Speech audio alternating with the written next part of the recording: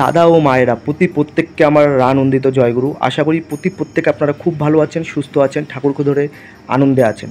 তো বিগত এই দুদিন ধরে ফেসবুকে একটা ঠাকুরের একটি বাণী খুব ট্রেন্ডিংয়ে চলছে, তার সাথে আপনারা সবাই অবগত।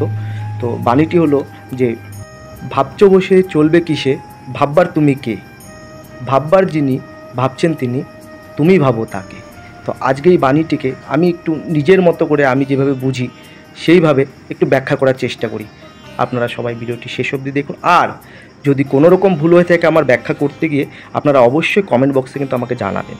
তো এবার ভিডিওটি শুরু করা যাক। ভাবছো বসে চলবে কিসে, ভাববার তুমি কে। এখানে ঠাকুর আমাদের চেতনায় প্রশ্ন তুলছেন।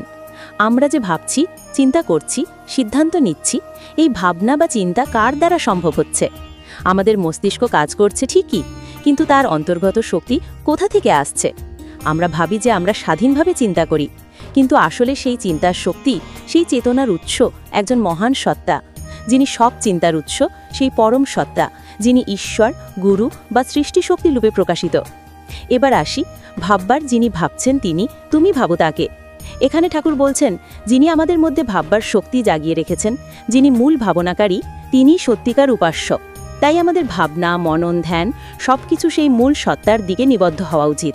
অর্থাৎ নিজেকে ভাবনার কেন্দ্র না করে ভাববার শক্তিদাতাকে, ঈশ্বরকে বা গুরুকে ভাবো। সারমর্ম, ঠাকুরের এই বাণী আমাদের আত্ম অহমিকা ভেঙে ঈশ্বর বা গুরুর মহিমা উপলব্ধি করতে শেখায়। আমাদের ইচ্ছা, জ্ঞান, ভাবনা, শক্তি সমস্ত কিছুই তার দান, তাই তাকে আমাদের সবসময় ভাবতে হয়।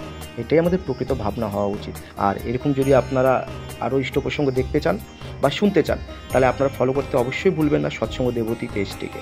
প্রথম কথা আমি একটা ক্লিয়ার করতে চাই একটা বিষয় নিয়ে, যে আমি যে এরকম ভিডিওগুলো আপলোড করি সেটা কোনো ভিউসের আশায় না, কিংবা কোনো রকম যে আমি অর্থ উপার্জন করবো ভিউস থেকে, সেটাও না। অবশ্যই আমার এখনও মনিটাইজেশনের কোনো ব্যাপারও নেই।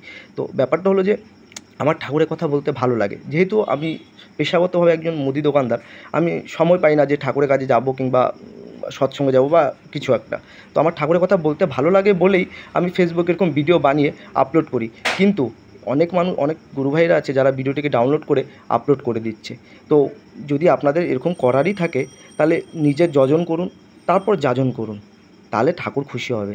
আপনি নিজেও কিছু শিখতে পারবেন, আর অন্য মানুষও শিখতে পারবে, বা আপনার দ্বারা ঠাকুরের হয়ে উঠতে পারবে। তো কারো যদি খারাপ লেগে থাকে আমার কথাতে, তার জন্য আমি দুঃখিত। তো সবাই ভালো থাকবেন, সুস্থ থাকবেন, ঠাকুরকে মাথা নিয়ে চলবেন। জয় গুরু।